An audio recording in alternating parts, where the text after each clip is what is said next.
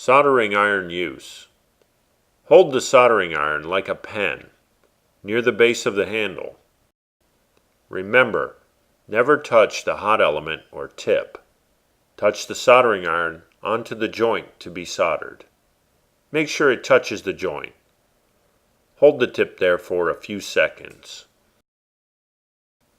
Feed a little solder onto the joint. It should flow smoothly. Apply the solder to the joint, not the iron. Remove the solder, then the iron, while keeping the joint still. Allow the joint a few seconds to cool before you move it. Inspect the joint closely.